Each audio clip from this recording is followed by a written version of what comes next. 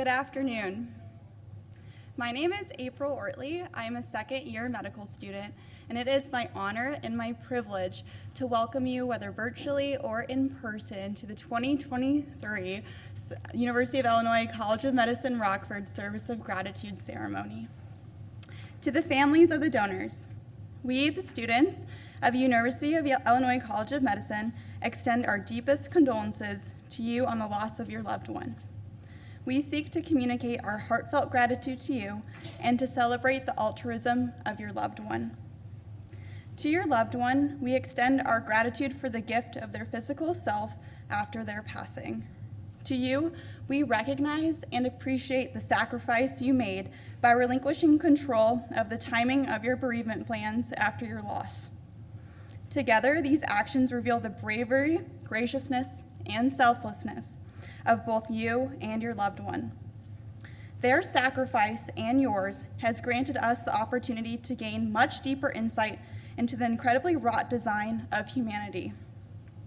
Their donation was a benevolent gift, one which will ultimately benefit innumerable patients and their families by providing clarity and enhanced firsthand understanding of the nuances and intricacies of anatomy that may otherwise elude us.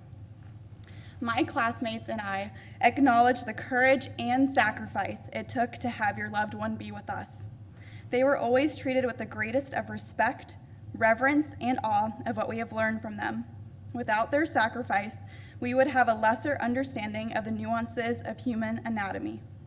We will always be grateful for the foundations they provided us.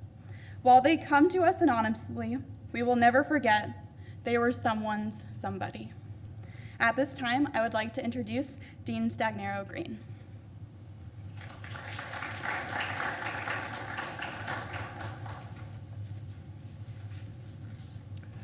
Well, good afternoon, everybody. I want to welcome to the students, the staff, the faculty, and those online, the friends, the relatives of the loved ones who donated their bodies so that our students can become the great physicians that they're striving to be. We're here today to share our gratitude, our respect to a group of individuals who displayed an act of generosity that is in many ways just overwhelming in its magnitude. I often wonder what motivates an individual to donate their body to science. So I both thought about it and then I Googled it. Sometimes it's a pure act of altruism. Another, it's because they want to save lives. Sometimes it's to show gratitude to the health profession, where individuals in the health profession made a dramatic impact on their lives or the lives of people they loved and cared about. And sometimes it's to acknowledge that medicine doesn't have all the answers yet, and that we continue to need to perform science and to move forward and to learn. It's interesting to note that 20,000 individuals each year donate their bodies to science. I had no idea that there was that magnitude of generosity around the country. 7 years ago, we started a new curriculum. And as you start a new curriculum, you ask lots of questions. And one of the more, I don't know if it was controversial, but one of the more difficult discussions was whether or not we needed to have gross anatomy. Whether gross anatomy was something that was no longer needed. When I was a medical student 40 years ago, we spent every Monday, Wednesday, and Friday afternoons for the whole semester of my first year, 4 hours each day doing gross anatomy. But can all that be learned by computers? Could it be learned through artificial intelligence? Did we need to have an anatomy lab here on our campus as we brought our first year students and developed the new curriculum? And we explored that. We looked at colleges and medical schools across the country, and we found two interesting trends. One, a trend that a number of schools had transitioned to a completely computer-assisted instruction technology and no longer had a gross anatomy lab. And then we found out that many of those schools who transitioned back. And they transition back for a lot of reasons. And I want to talk about some of those reasons. I think it was split between two separate thoughts, or maybe three thoughts. One was doing gross anatomy and going into the gross anatomy lab was conceived of and thought of as a rite of passage. So I looked up the term. A rite of passage is a ceremony or ritual of passage which occurs when an individual leaves one group to enter another. It involves a significant change of status in society. And I think clearly going into the cadaver lab is something that most people don't do, and in some ways it is ritualistic. But from my perspective, it may be an important reason to have a cadaver lab, but it's not as sufficient, right? Just to have it as a rite of passage. We have the white coat ceremony, and all of you are in your white coats. There are other rites of passage as you deal with your first standardized patient, as you go into the hospital. So just as a rite of passage, I think it's not sufficient. But the second reason is that you learn things in gross anatomy that you can't learn any other way. You learn what an organ looks like. You look at what an organ feels like. You understand how the body interconnects in the three-dimensionality of a body. You get a sense of anatomical differences, that most people have two kidneys, but you might have someone who is your donor patient, your cadaver, that has a horseshoe kidney or has other anomalies completely consistent with life, but critically important if you're a surgeon and going to take care of that patient. You develop those type of appreciations that I believe you can never get by working on virtual reality or doing through computer-assisted instruction. And then there's the principles of professionalism, which I think are critically important that you learn without even knowing that you're learning as you go through your anatomy lab. You learn, first of all, you have responsibilities. You have responsibilities to that cadaver in terms of how you treat that individual, how you interact with the people in your group, how you learn to work as a team. You develop a respect. You walk in there with a respect for that individual and for what he or she decided to give you, the student, as a gift so that you can become a better physician. Obviously, you feel tremendous gratitude. In many ways, your cadaver is your first patient. When I was a medical student, they truly were my first patient. We had our cadaver lab maybe the second week of medical school. For the most part, you guys don't start until the second semester. But you really had no responsibility for any of the patients that you interacted with over the first 6 months. You might have had the responsibility to be respectful, to speak with them, but you weren't in charge of their care. The cadaver, the individual, the donor, that person who you interacted with was your responsibility over a prolonged period of time. So truly was your first patient. I think you also develop an appreciation of what a privilege it is to be a physician. Most people don't have the opportunity to do the things that we do as health professionals, and one of them is to dissect a human body and learn about the secrets that lie within. There was a very famous transplant surgeon, pretty sure he was from the University of Pittsburgh, Dr. Tom Starzl. He was a liver transplant surgeon. I remember that over the years I was able to take care in New York of two of his patients who had liver transplant. And I read something that he once wrote that stuck with me, which is that every time he goes into the operating room, and think about it, Dr. Starzl was truly one of the giants of transplant surgery. Every time he went in, he would take a step back because he viewed surgery as a violent act. You are going to impact that body. You are going to take a scalpel and cut through that skin. And to him, each time he stayed there and thought about what he was doing, understanding he was doing it to perpetrate good, but in doing so, he had to make cuts and incisions in that individual. And that struck very much to my heart, because when we had our first anatomy lab and we started with the back and the back muscles, I stepped back when it was time to do that first incision. And one of my other classmates, a guy named Paul Gordon, was braver than I was, or different philosophy, and he came forward and made that first decision, and I just remember holding my breath during that time. So it gives you an appreciation that you can get no other way. So for all of these reasons, we're extremely grateful to those who have donated their bodies so that you can become the best physicians that you want to be. And we wish them all eternal peace.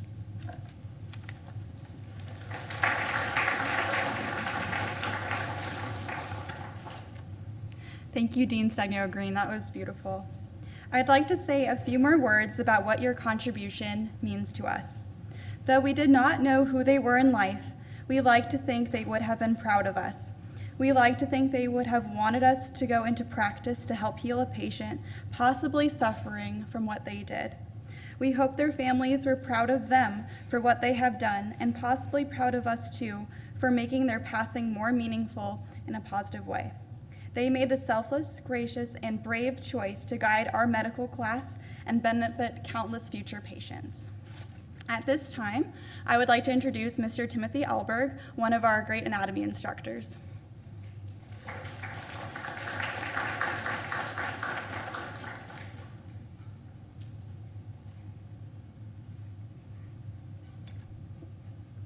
Hello, my name is Mr. Alberg. I'm one of the anatomy instructors here. I've had the great pleasure of working with our M1, M2 students over this last year. We're here today to give thanks to the families of the donors and to the donors themselves. We owe them a great showing of gratitude. As we learned from these loaned loved ones, we could almost envision a number of aspects of life. From the strong hands teaching how to throw a ball, or maybe enjoying a morning cup of coffee, to the smallest muscles that show emotion,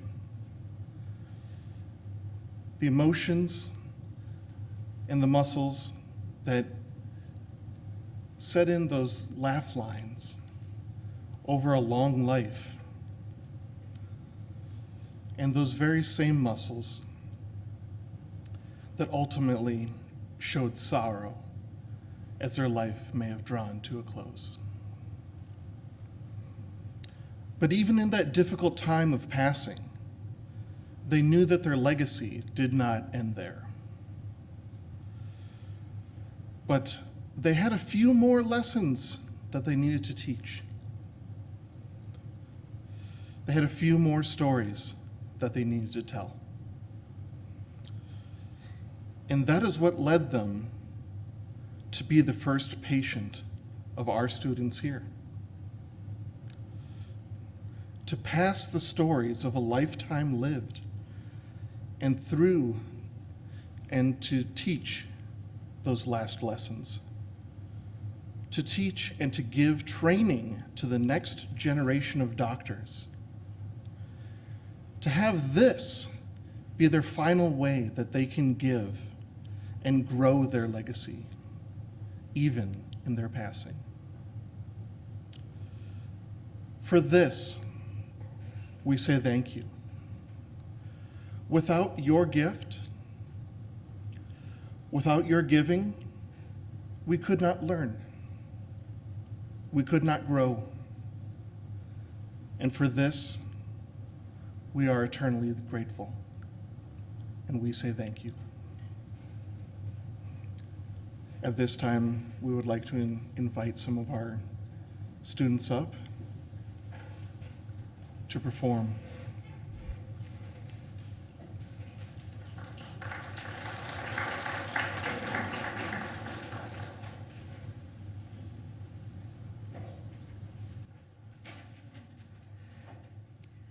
Okay, so at this time, we're going to start to hear from our teams of medical students. So, Luke, when you're ready, we would like to welcome Team 1.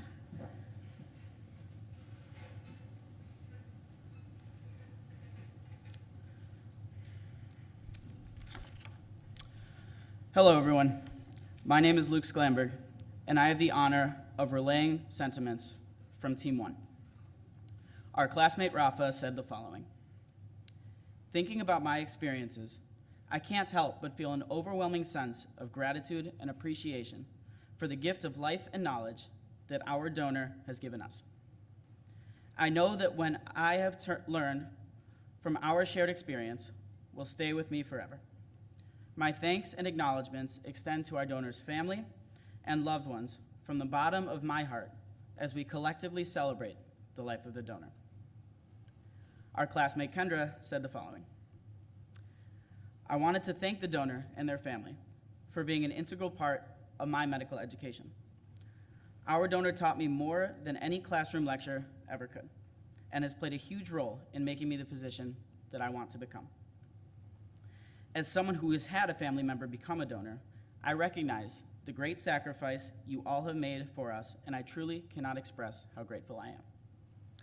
Our classmate Joey said the following: "I have the donor and their family's selflessness to thank for what quickly came to be the most integral part of my medical education thus far, and I am humbled to have even a small role in honoring their life and memory.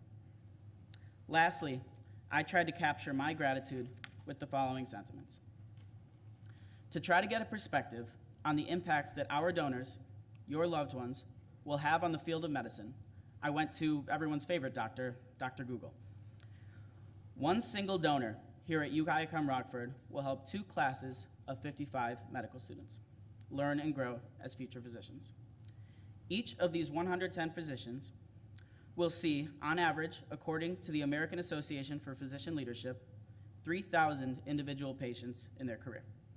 A few steps of quick math later, and we see that each of our donors, your family members, have had a vital, personal, and indispensable hand in helping 330,000 patients. If we assume each patient has just 2 other people in their family, your loved ones have personally helped close to 1 million people.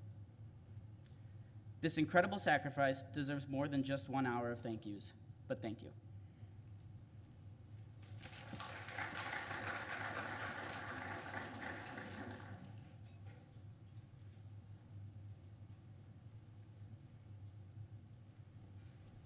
So as Team 1 presents their flowers, we'll go ahead and invite Team 2 up.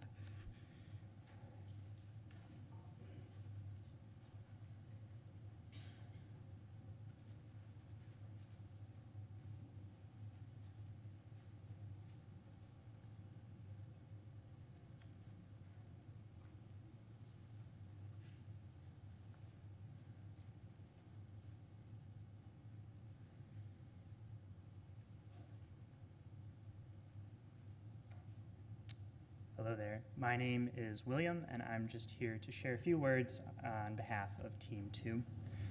There are many things that medical students experience for the first time that make an impactful impression on the rest of our lives. We never forget our first patient. We never forget how excited we are to start our medical careers, specializing and training in a field that allows us to do the most good in the world. And we never forget the people who we meet along this incredible journey who provide us invaluable experiences that inform our own self-awarenesses and identities as future physicians. For us, our education is foundational to the physicians that we become. Our textbooks, classrooms, and exams play key roles in our pursuit of knowledge of human physiology and anatomy. What we learn in the classroom has to be applied and extended in real-world scenarios, though. We can memorize facts all we want, but true learning comes from making connections and affirming our understandings through practice and application. For almost all of us, the first way that we do this is through meeting our donated patients in the anatomy lab. The generosity and selflessness of our donors are the pillar on which we can build upon our medical curiosities. In the anatomy lab, we are enabled to apply our classroom concepts in a safe, inclusive, and respectful environment. From the experiences in the past year, we have all grown and further developed ourselves as future physicians. We can't say thank you enough. Our students in this room will look back with immense gratitude for the gifts given to us, for the myriad lessons learned in our studies, and for the bond that we have all grown to share as we learn and grow together with our teachers and patients.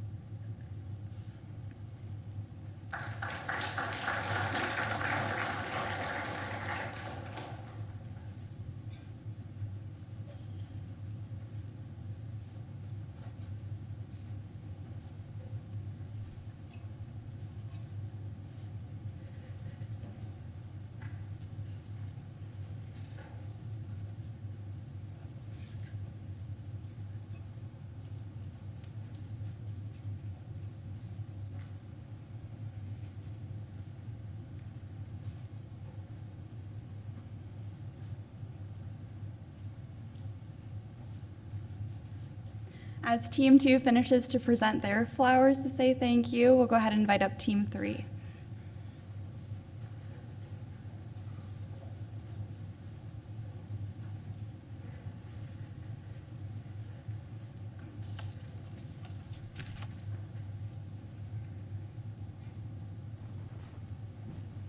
Hi everyone, my name is Olivia and I'll be speaking on behalf of Team 3.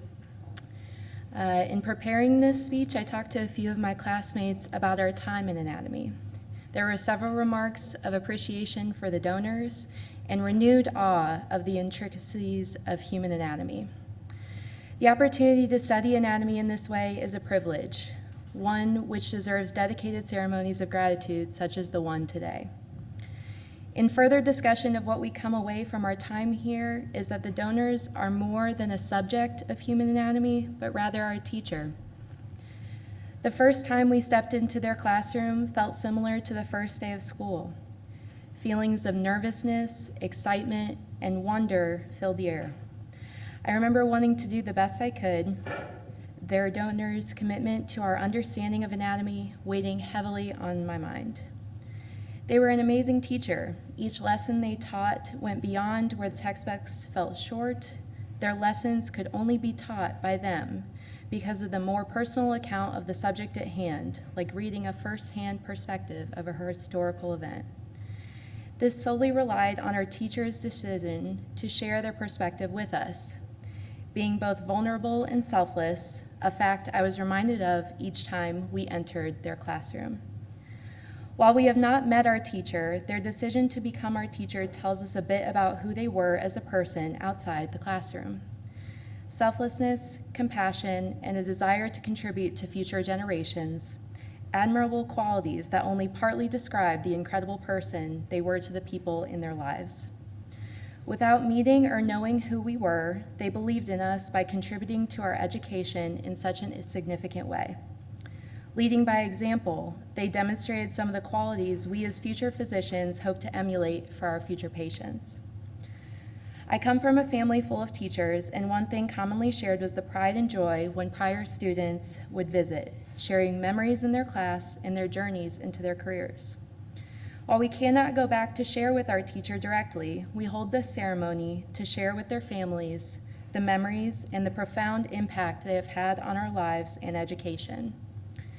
The way we practice medicine will be a testament to the lessons we learned and a reflection of teachers that taught us, a product of the admirable example they have set forth for us. Their impact goes beyond us as individuals, but each of our endeavors with patients, future generations, and the field of medicine itself. So, to our teachers and their families, we say thank you, and we hope to make you proud.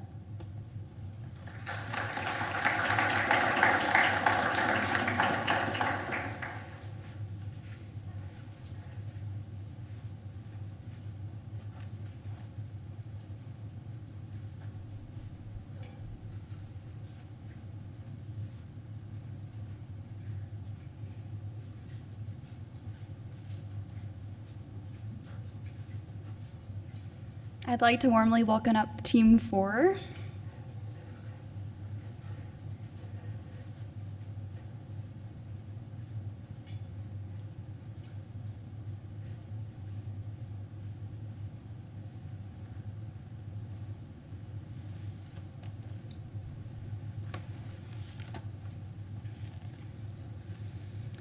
My name is Heather Moser, and I am representing Team 4. Today, we are gathered to pay tribute to an individual whose selfless act has left a mark on myself and many of my classmates that will stay with us long after we've left medical school behind. We feel honored to have had the experience that this person has provided to us during our pursuit of knowledge that will one day help us in our own pursuit of healing. Their gift allowed us to gain a deeper understanding of the human body with its intricacies and complexities.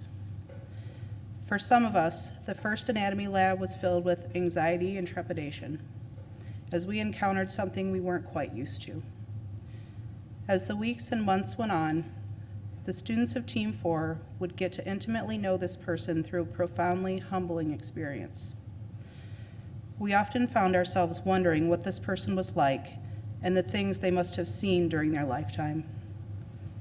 The experience has reminded us that behind every ailment and every diagnosis, there lies a person with their own unique journey, joys, and sorrows.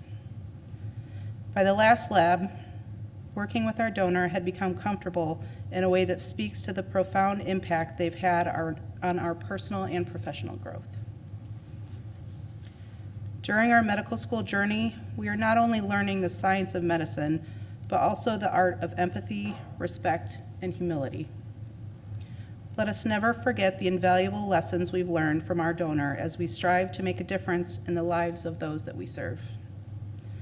Through their final act of generosity, our donor gave us more than the gift of knowledge. They provided us with humility, gratitude, and a deeper appreciation for the human experience. Thank you to the donor and their family for the ultimate gift of knowledge and the hope for a healthier and more compassionate world.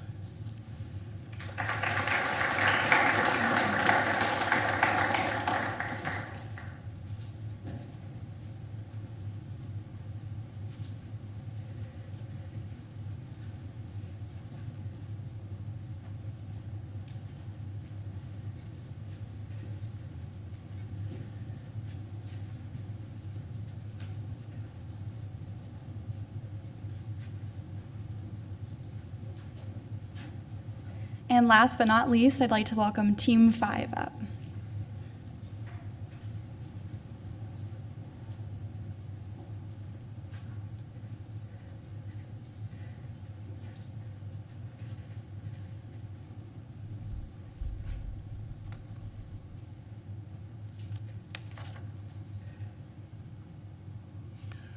Good afternoon, everyone. My name is Christoph Grice, and I am representing the students of Team 5.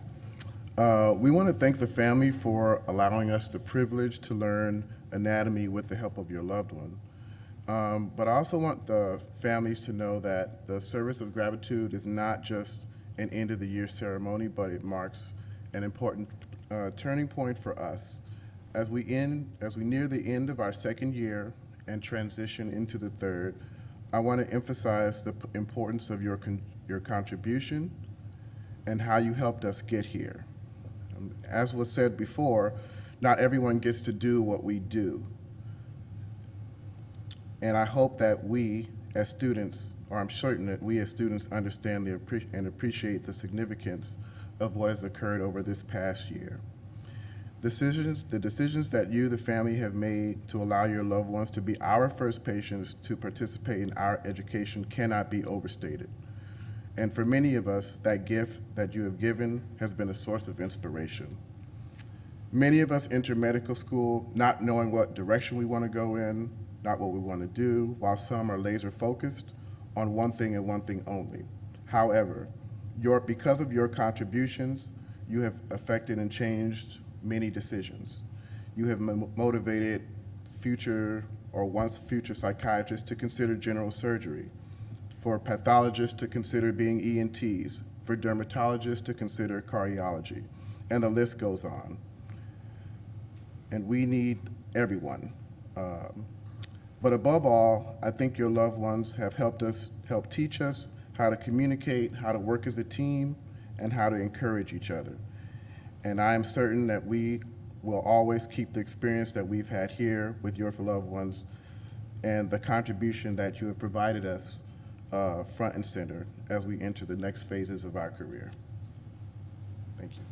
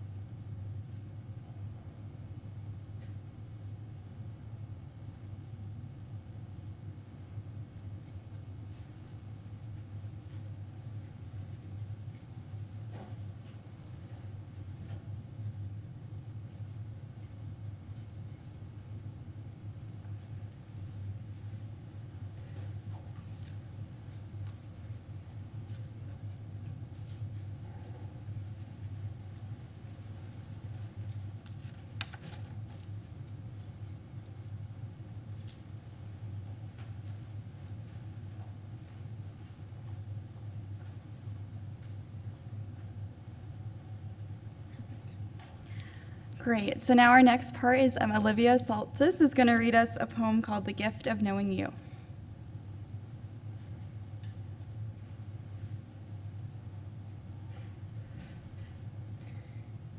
The gift of knowing you. I will never know the steps in life you have taken, but you taught us the lever mechanics of how to take a step. I will never know how or whom you nourished, but you taught me the organs that sustained you. I will never know the love that filled your heart, but you taught me the chambers of your heart that once flowed with the blood of life. I will never know those moments that took your breath away, but you taught me what it means to take a breath. I will never know the feeling of your friendly embrace, but you taught me the muscles and bones of yourself with open arms. I will never know the thoughts and memories that shaped your life, but you taught us the anatomical foundations of what it means to be alive. But in all these things that I will never know, you have taught me humility, altruism, and a higher respect for human life. I will never know your face or name, and yet I will have met you. Thank you.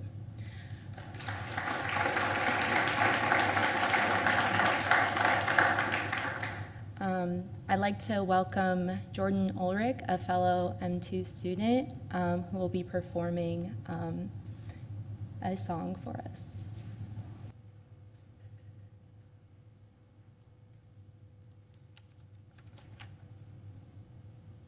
And before we get to closing remarks, I just wanted to say thank you to the 4 students who performed today. That was an absolutely beautiful tribute to our donors and their families. So we all really appreciate you doing that.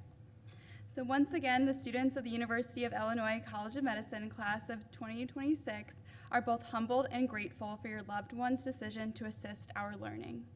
At this time, I would like to invite you all to partake in some of the refreshments in our lobby and the chance to meet some of our grateful students. Thank you.